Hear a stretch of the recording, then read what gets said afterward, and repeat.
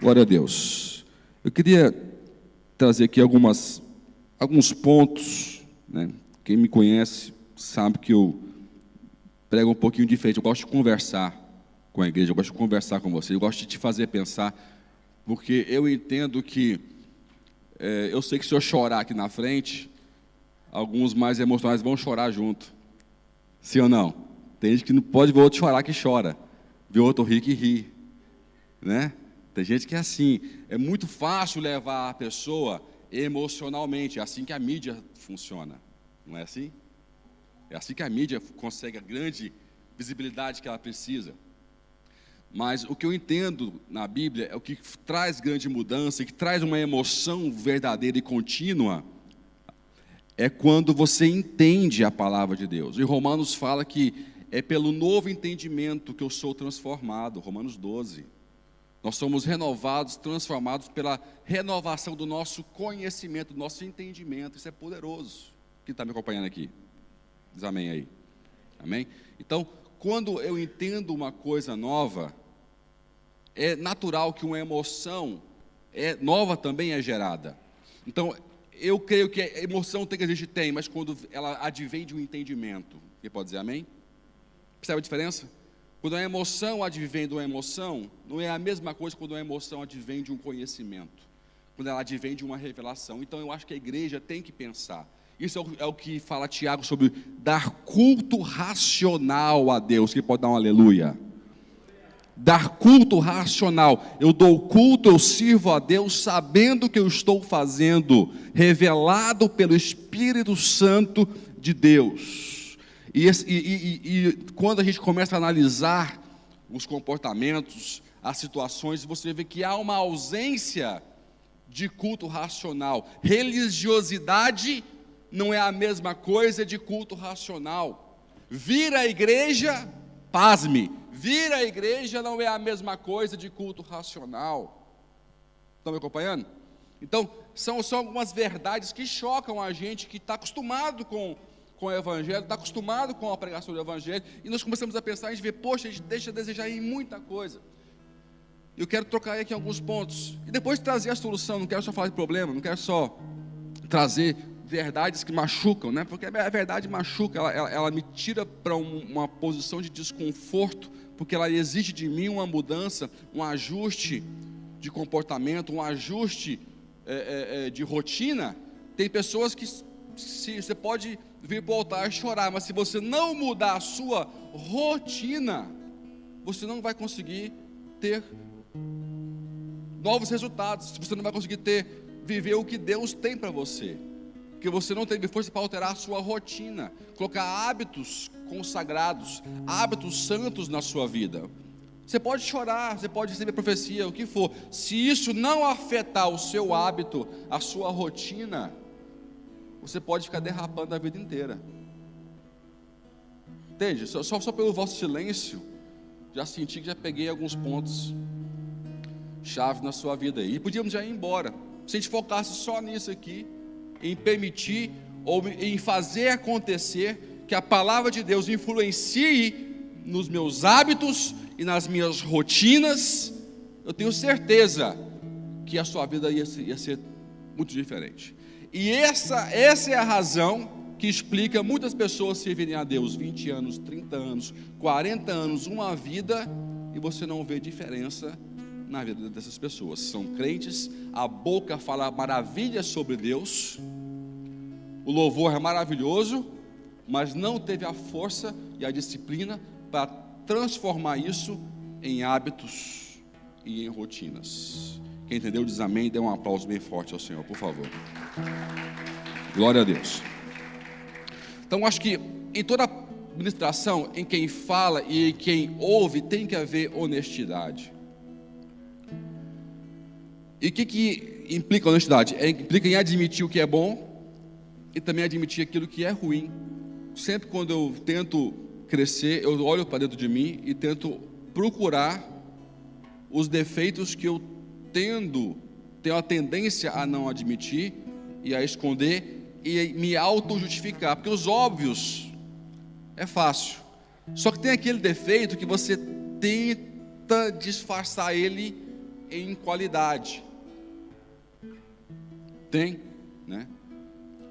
Então nós temos que nos desafiar. E a gente sente, né?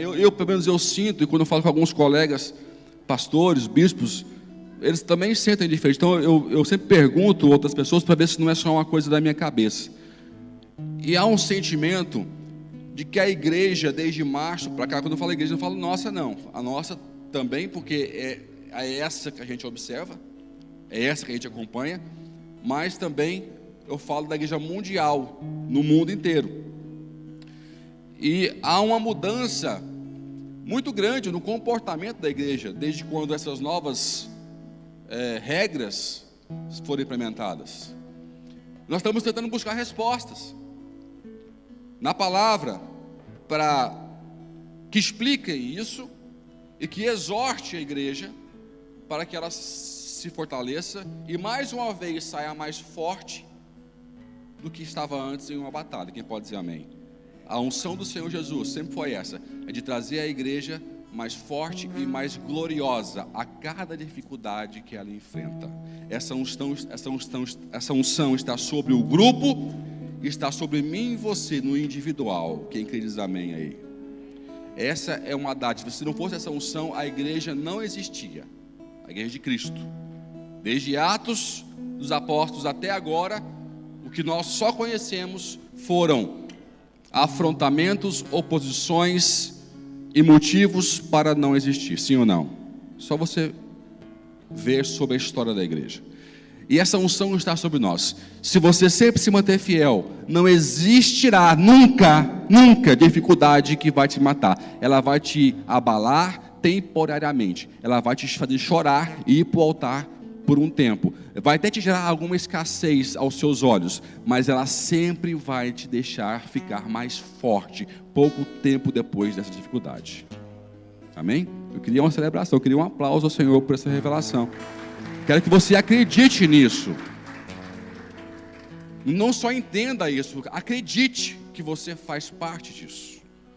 Porque a vitória da igreja na comunidade é a soma da vitória individual de cada um de nós. Vou repetir.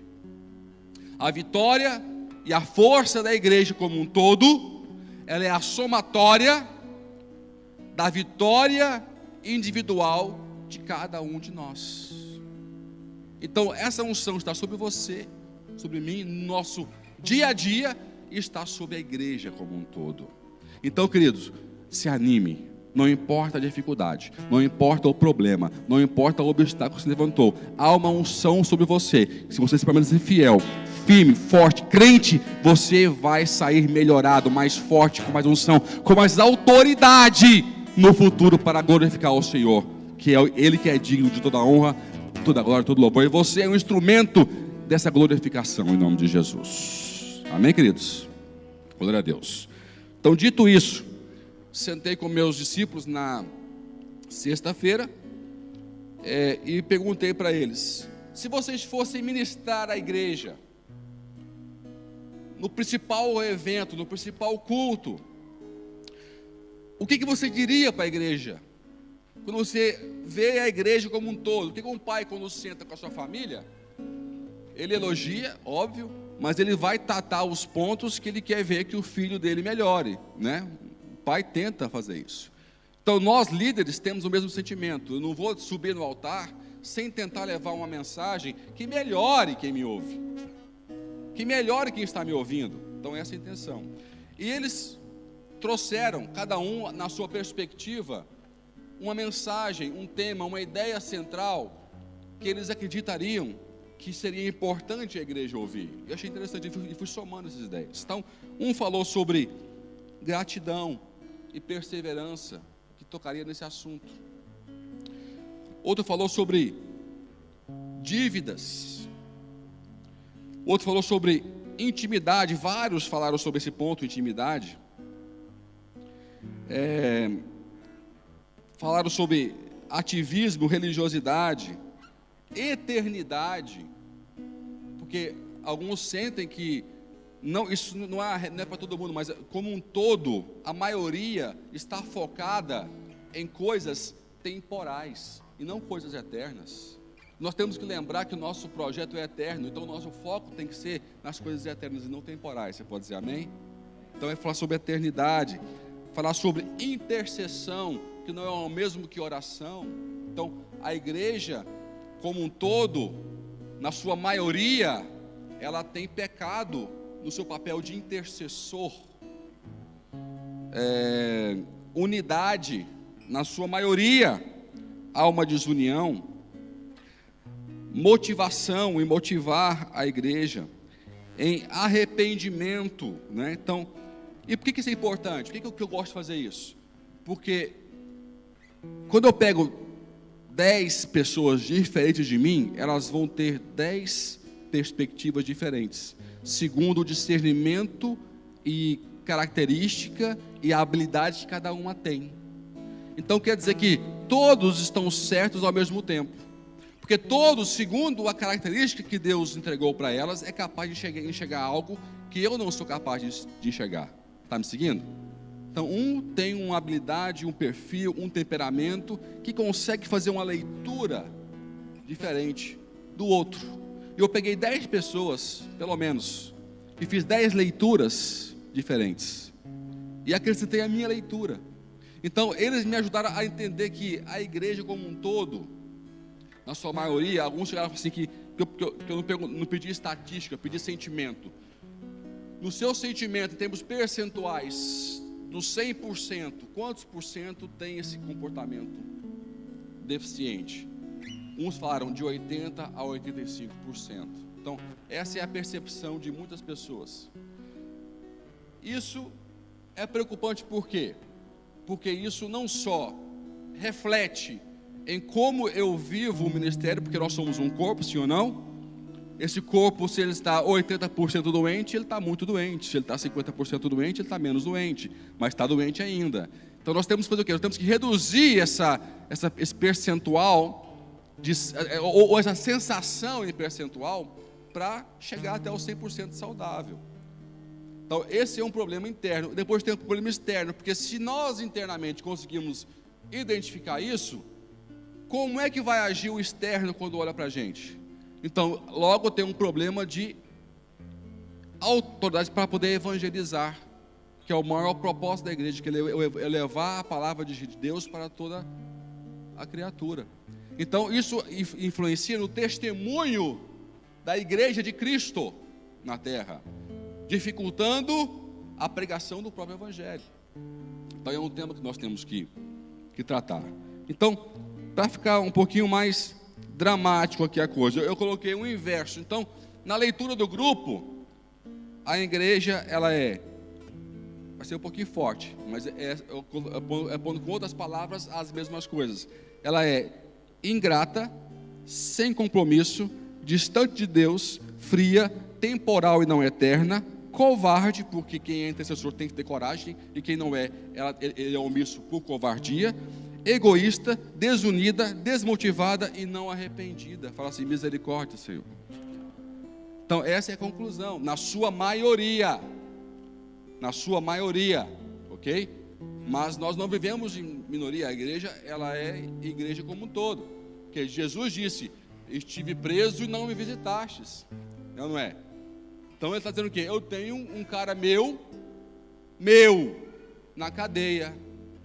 Então faz parte da igreja lidar com um povo que não alcançou, não colocou os frutos do Espírito Santo como hábito e como rotina em sua vida, ok? Então nós temos que exortar e não rejeitar. E pode dizer amém? Reflexo da igreja sadia, muitas vezes é rejeitar a igreja doente. Nós temos que nos misturar. Quem pode dizer amém? Opa, bem fraco, misericórdia. Quem pode dizer amém? Nós temos que misturar, não rejeitar. A igreja sadia, ou que pensa que é sadia, ela tende a rejeitar a igreja doente. Mas ambas são igrejas. Ok? E quero trazer para você, obrigado. Ok, só fazendo aqui uma parte. Nós vamos ter o tal que é um treinamento avançado de líderes, no dia 22, tá? Nós vamos ter uma programação bem interessante. Quais são os requisitos? Alguém sabe dizer quais são os requisitos para o tal? É geral, é aberto, pastor? Pastores, líderes de células, diáconos, pessoas que têm função na igreja, ok? Então, dia 22 temos o tal. Procura o seu líder e se inscreva, tá? Que vai ser muito importante fazer essa reciclagem aqui. Tá, disciplinas espirituais é o tema, tá? Disciplinas espirituais, ok? Tem até a ver com o que eu estou aqui falando agora, né? Bacana, vai ser aqui na igreja, vai ser aqui na sede, ok? Obrigado. Então, eu quero abrir com você a palavra de Deus em 2 Samuel, capítulo 6. 2 Samuel, capítulo 6. Do versículo de 1 a 15, tá? Eu quero trazer uma meditação sobre esse tema e correlacionar com o que nós estamos vivendo hoje em dia. Quem encontrou diz amém. 3 encontraram. Quem não encontrou, olha a projeção, por favor, para a gente não perder tempo. Vamos lá. Vamos ler então.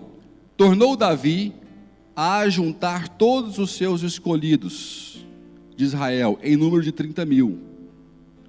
Depois levantou-se Davi e partiu para Baal-Judá, com todo o povo que tinha consigo, para trazerem dali para cima a arca de Deus. Fala comigo assim, arca de Deus, a qual é chamada pelo nome, o nome do Senhor dos Exércitos, que se assenta sobre os querubins. 3.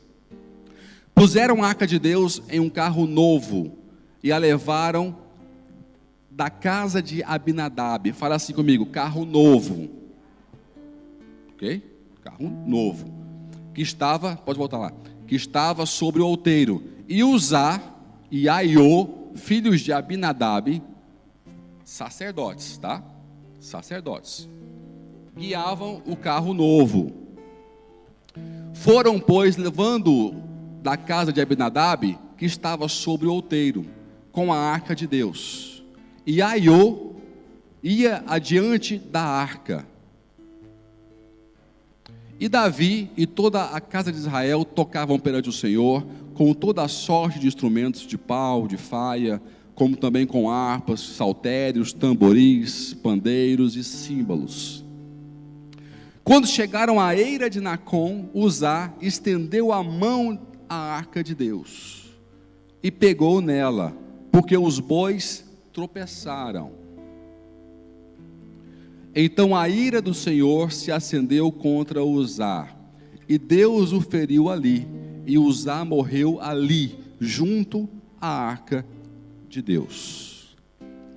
E Davi se contristou, porque o Senhor abrira rotura em Uzá, e passou-se a chamar aquele lugar Pérez Uzá até o dia de hoje.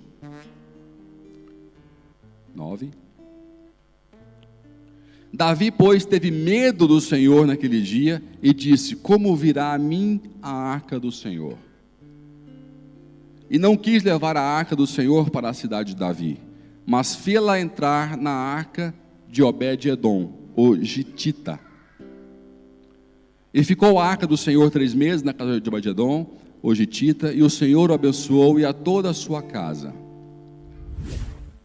Então informaram a Davi, dizendo: o Senhor abençoou a casa de Obed-edom e tudo quanto é dele, por causa da arca de Deus. Foi, pois, Davi, e com alegria fez subir a arca de Deus da casa de Obed-edom para a cidade de Davi.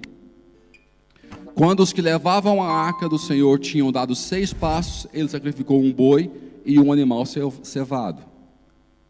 E Davi dançava com todas as suas forças diante do Senhor, e estava Davi cingido de um éfode de linho.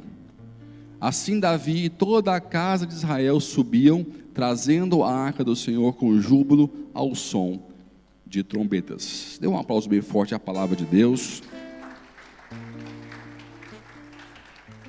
Você pode se perguntar, mas por que tem a ver essa passagem com o assunto que nós estamos aqui a falar? Eu vou explicar para você, tá? Vocês todos conhecem essa passagem, eu recomendo você estudar 1 Samuel, 2 Samuel, também está registrado em Crônicas, tá? 1 Crônicas e 2 Crônicas, esses dados todos estão aqui falados, ok? Primeira pergunta que você podia me fazer, mas por que Davi estava indo buscar uma arca? Não era suposto a arca já estar em Israel? Não é? Não é uma pergunta válida? Não era suposto a arca já está em Israel? Está indo buscar por quê essa arca? A arca, gente, aqui simboliza presença de Deus. Fala comigo assim, presença de Deus. Esse é o símbolo da arca para nós, nos nossos dias aqui, ok? Só um pouquinho abaixo. E eu queria te falar o seguinte, quer dizer que quando Davi fala em buscar a arca, está dizendo, eu estou indo buscar a presença de Deus, porque me falta aqui. E era um cara que já estava vencendo, sim ou não? Então você vê que é possível você vencer batalhas na sua vida sem você estar com Deus. E se você se respaldar nas suas batalhas, nas suas vitórias, você vai estar sempre distante do Senhor. Vai ter um tempo na tua vida. Você tem que dizer, não, eu tenho que priorizar aquilo que é prioritário. Fala comigo assim, eu tenho que priorizar aquilo que realmente é prioritário.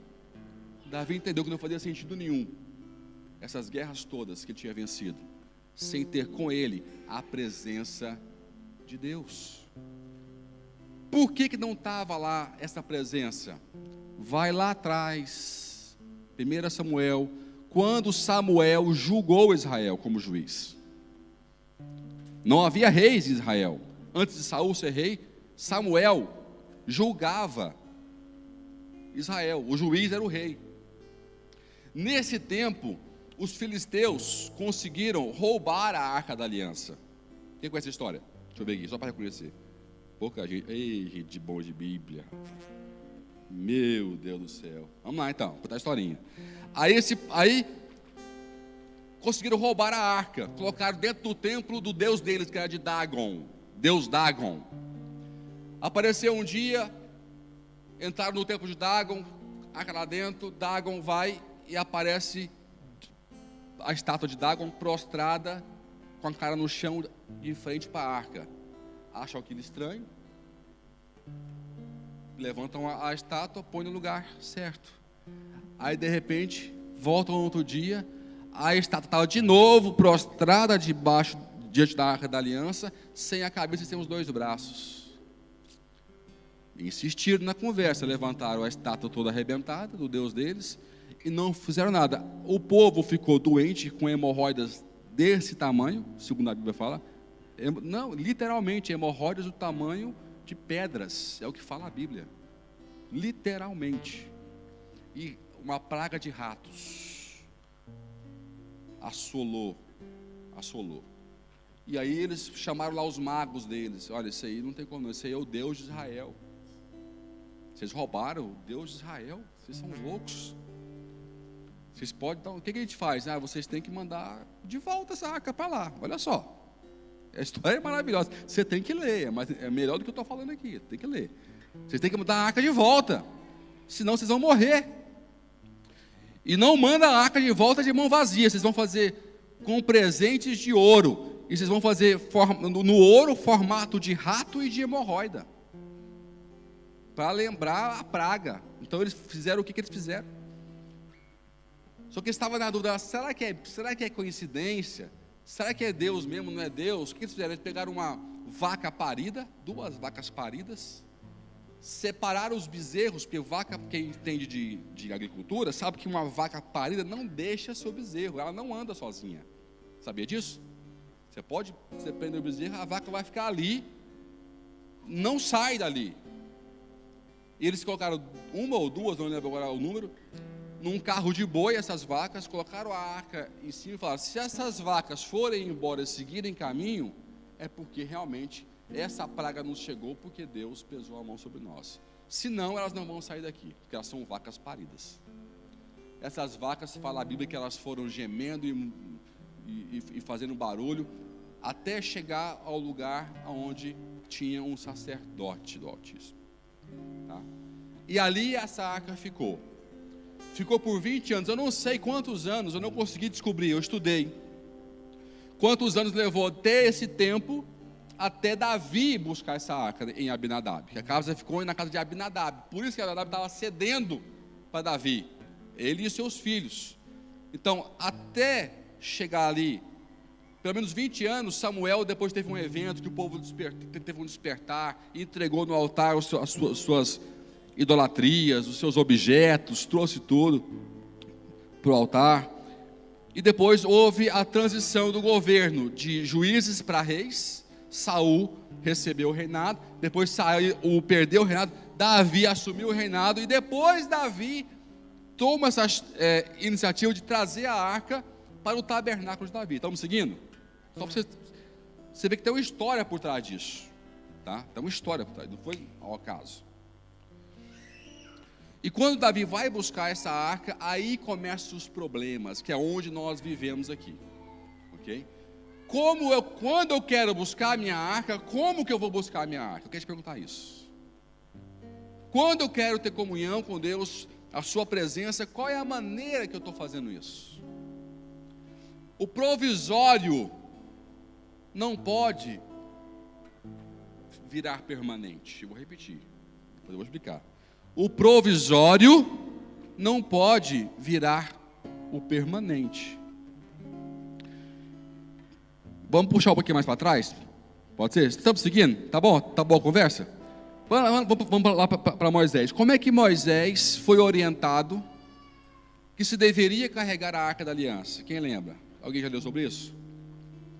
Havia o tabernáculo que era desmontado todo dia. O pessoal caminhava no deserto, um dia, 2 dias, parava e voltava a montar. Tinha uma escala, tinha funções. Então tinha um para montar, tinha um para carregar a arca, tinha gente para fazer tudo, ok? E todos os dias o tabernáculo era desmontado e ele era o quê? Ele era montado. Todos os dias, todos os dias. Quando era para carregar a arca, era ordem do Senhor ter um varão de ouro que representa divindade, tá? O ouro na Bíblia, você que gosta de estudar, quer dizer divindade, tá? Então colocava-se, tinha argolas de um lado e tinha argolas de outro, ouro puro. Então punha uma vara, punha outra vara, e 4 sacerdotes, ou quantos fossem precisos, colocavam seus ombros sobre a vara, erguiam a arca e caminhavam o tempo que fosse preciso e revezavam quando fosse necessário. Entendeu? Então, Deus não só deu a arca, mas deu a maneira que se deve carregar a arca. Quero ouvir um amém. Isso apenas mudou o processo. Deus hoje quer que você carregue a arca. Quero ouvir um amém. Mas Ele tem a maneira dele. Fala assim, Ele tem a maneira dele, a maneira que Ele respeita, a maneira que Ele permite. Qual foi o maior erro de Davi como líder? Ele não foi estudar, ok, eu quero trazer a presença, qual que é a maneira correta que Deus me orientou? Ele lembrou da história? Não. Como é que chegou até aqui a arca? Foi num carro de boi. Então faz o que? Um carro o quê? Novo. Você leu lá, lembra? Mas é novo, pastor, ninguém usou o carro. Mas foi o que Deus pediu. Rapaz, tem gente hoje se perdendo atrás de novidade que Deus não pediu. Me perdoa. Tem gente hoje se perdendo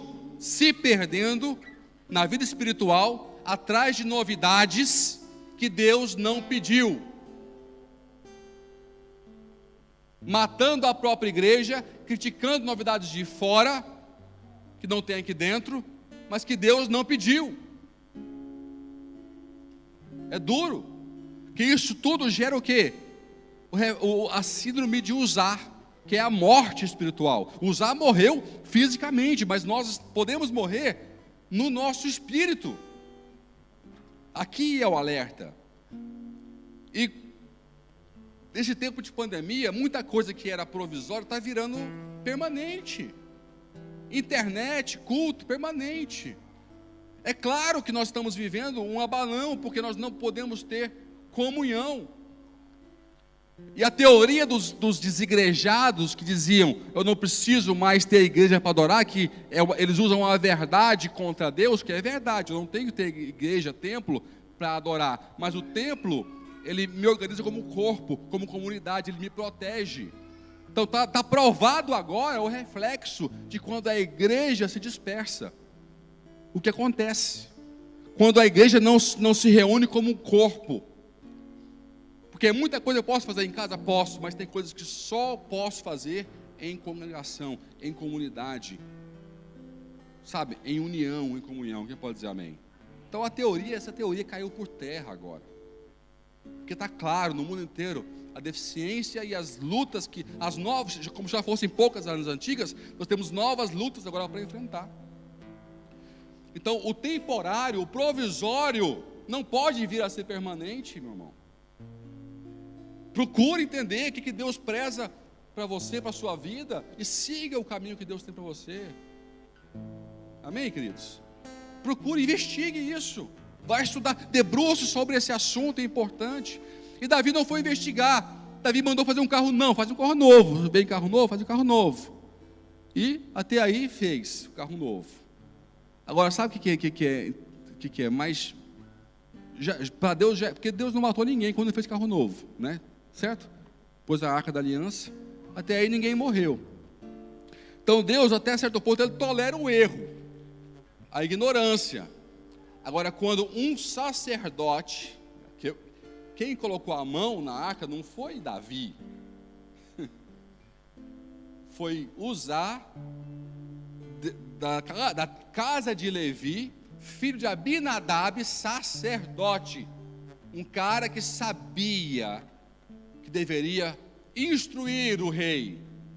Rei, espera mais 2 dias, mas não leva a arca assim não, porque eu sou de Levi, e a minha tribo foi incumbida de fazer esse papel, e esse papel, amado rei, se faz assim, assim, assim e assim. Uzá não estava desinformado, e o que Deus não tolera é um cara informado na Bíblia, dá jeitinho no que está errado. Estamos seguindo? Ele, informado, sabia que estava errado, e a arca ia cair, e só ia cair porque Deus permitiu que caísse, porque como é que 2 vacas leva até aquele lugar sem ninguém guiar, e a arca não cai? E tinha um monte de gente fazendo andar e a arca vai cair. Deus queria que aquele carro fosse quebrado, que alguém lembrasse como que se deve levar à presença de Deus. Então tem quedas que nós vivemos, tem tropeções que nós sofremos como comunidade, como igreja, como família, que é necessário para você olhar como que eu tenho que conduzir essa situação. Será que eu estou conduzindo errado essa situação? Meu casamento, meu ministério, as minhas finanças, as minhas amizades. Será que eu tenho que me questionar? Então Deus permitiu aquele tropeção para que alguém se questionasse. Mas Uzá não se questionou, ele quis dar um jeitinho, quis manter o errado no caminho. Estão me entendendo, queridos? Vocês estão conseguindo seguir o meu raciocínio? Pior do que você fazer algo errado é você estar informado do como é certo e dar jeitinho no errado, explicar o errado, relativizar o errado. O que nós estamos mais vivendo hoje em dia, isso é relativizar o pecado, relativizar o erro, minimizar o que não é santo. Quero que você faça uma reflexão hoje sobre isso. Estou vendo aqui no meu relógio. Esse relógio aqui é o único relógio no mundo próprio para pastor, sabia? Minha mulher me deu, mas meus filhos. Quando der aqui nesse relógio aqui, 12:30, eu paro a pregação. Não, porque ele é feito, porque ele para. Ele começa a funcionar, aí ele vai parando no meio do caminho, depois volta. Então é um relógio adequado para pastores. Só tem meu, estou vendendo, tá? Mas é caro, porque esse relógio aqui vale caro, né? Porque eu prego e ele não dá 12:00. Olha que maravilha. É relógio de pastor. Estou impressionado. Muito obrigado. O melhor presente que você me deu até hoje foi esse. Relógio de pastor. Ó, tá aqui até agora. Eu pus ali 10:30, está até agora 10:30 aqui, ó. Quando der 12:00, eu paro de pregar. Então nós temos que lembrar disso. Abre lá comigo em Atos 17, a partir do 24. Abre lá comigo. Atos 17, a partir do 24. Vamos ler.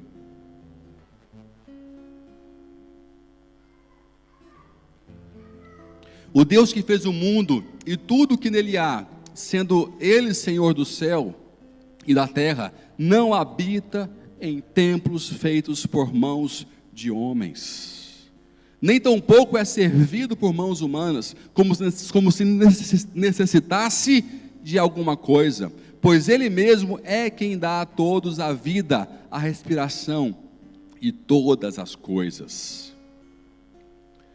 E de um só fez todas as raças dos homens para habitarem sobre toda a face da terra, determinando-lhes os tempos já dantes ordenados e os limites da sua habitação. 27. Para que buscassem a Deus, se porventura tateando o que o pudessem achar, o qual todavia não está longe de cada um de nós. 28. Porque nele vivemos e nos movemos e existimos. Fala comigo assim, porque nele vivemos, nele nos movemos e nele existimos. Como também alguns de vós poetas disseram, pois dele também somos geração. Pode deixar aqui. Primeiro ponto, Deus não habita em templos feitos por mãos de homens. Nós sabemos, a Bíblia fala, eu tento pôr aqui uma nota, que nós somos templos, né?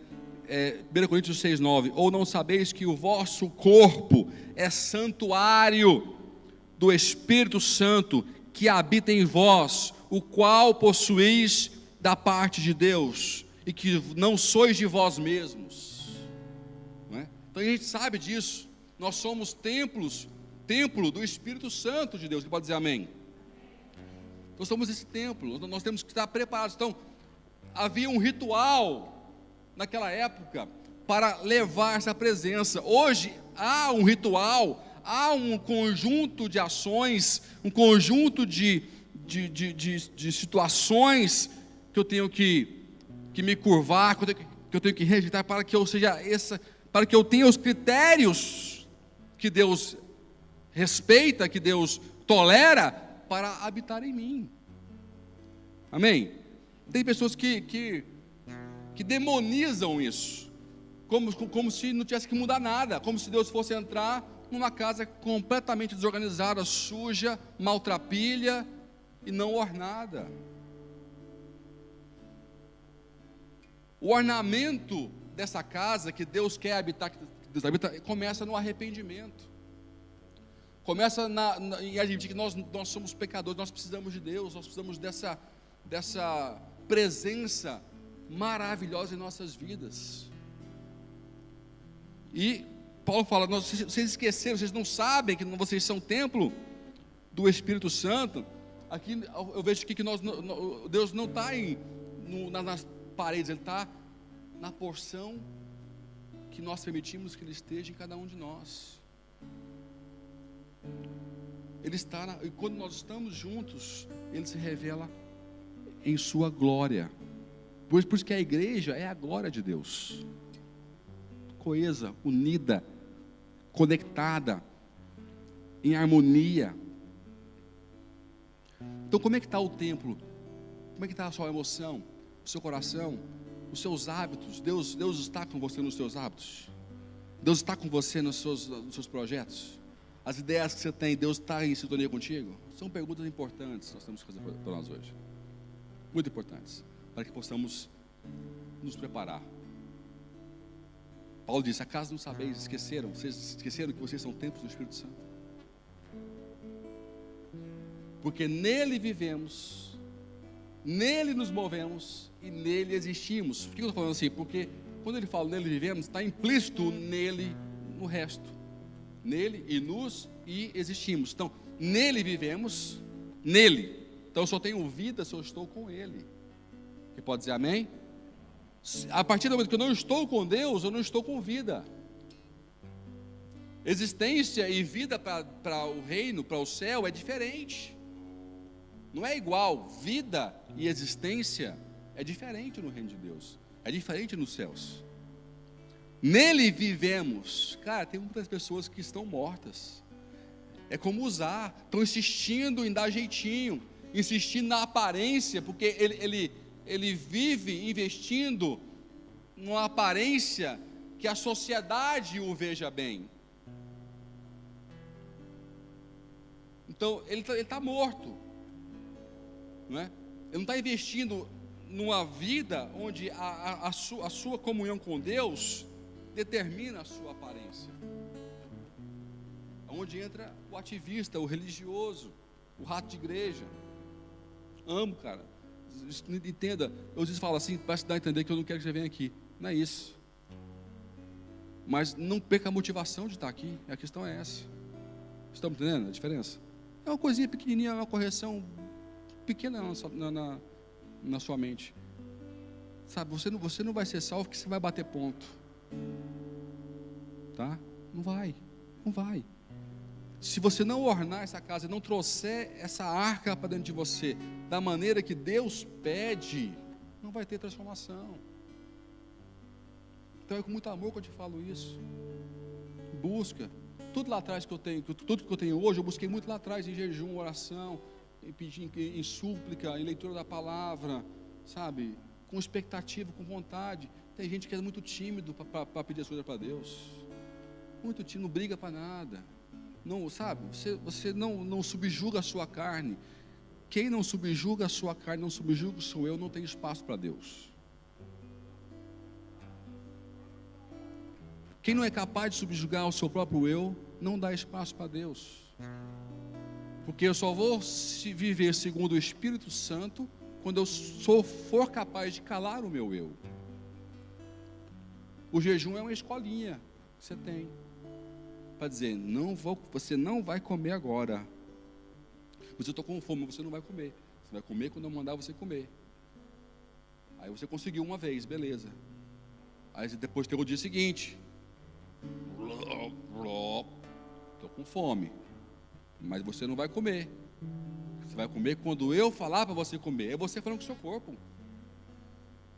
Aí essa mesma força você exerce um dia, sabe quando? Quando você vê uma chance de um pecado. Teu corpo olha o pecado e fala, eu quero, estou com vontade desse pecado aí. Aí você vai usar aquela autoridade que você falou para o seu corpo dizer, você não vai comer agora, você vai comer quando eu mandar, para dizer, você pode estar com vontade, mas você não vai fazer. Você entende a diferença? Você conseguiu o controle de subjugar o seu eu.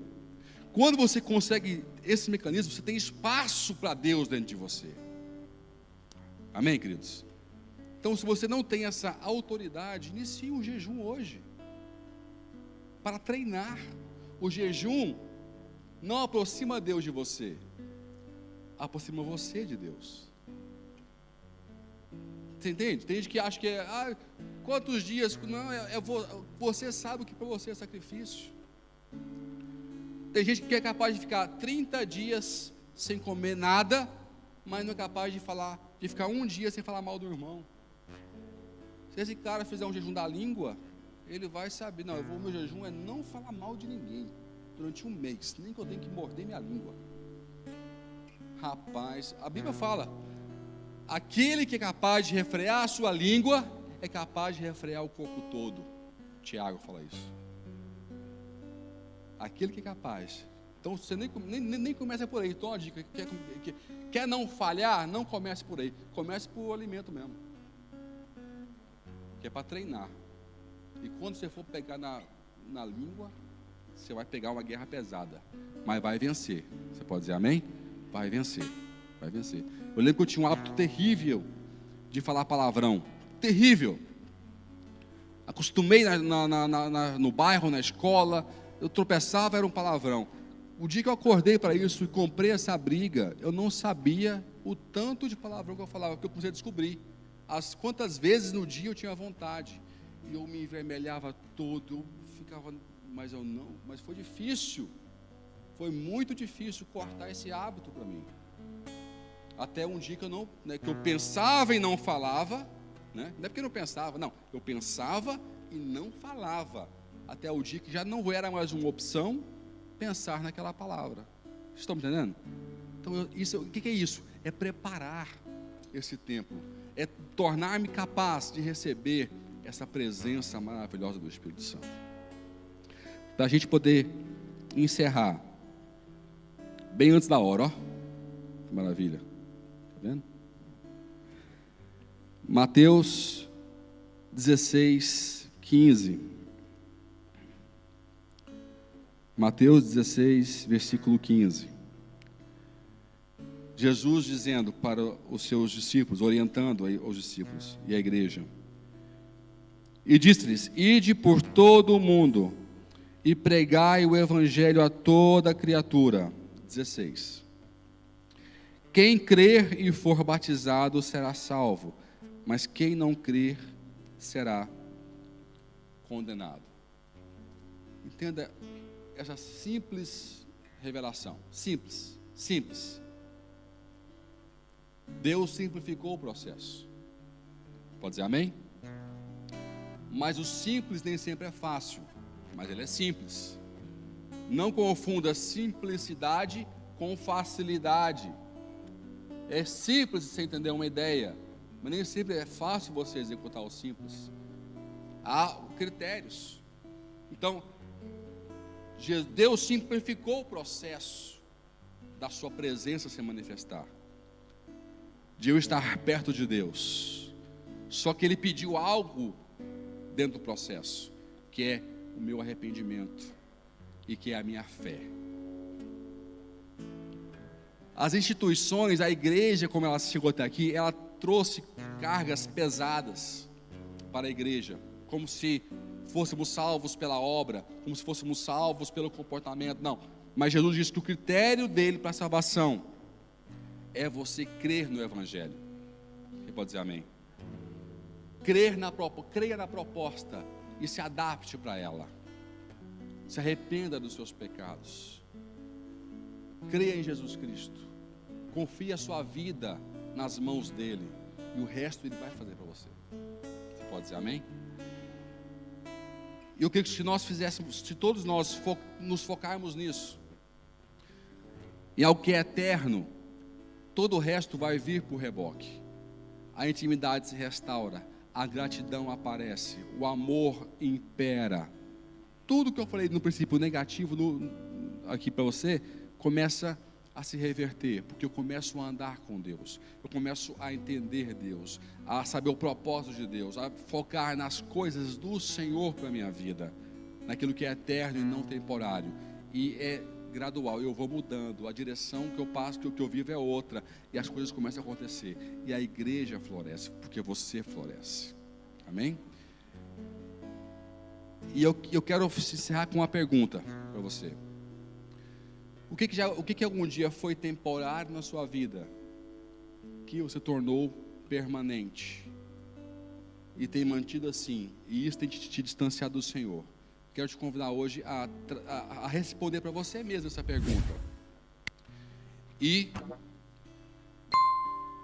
quebrar hoje essa rotina, quebrar hoje esse hábito, quebrar hoje esse costume, quebrar hoje isso que um dia foi provisório, e voltar para o processo que Deus sonhou para você, de intimidade, de amor, de propósito, de comunhão, de ministério. Pode dizer amém? Então eu quero te convidar aonde você está, fechar os seus olhos, um minutinho, e você fazer a sua própria oração. Tratamos muitos pontos aqui na pregação de hoje, mas todos eles falaram de uma forma específica ao seu coração. Quero que você traga agora aquilo que você acha necessário. Todo comportamento que você se compara com o de usar, de tentar disfarçar o que está errado, tentar manter o errado no lugar errado, dando desculpas para você mesmo, dando razões para você mesmo, para você não olhar para esse erro. Quero que você hoje desconstrua isso na sua mente, desconstrua isso no seu coração.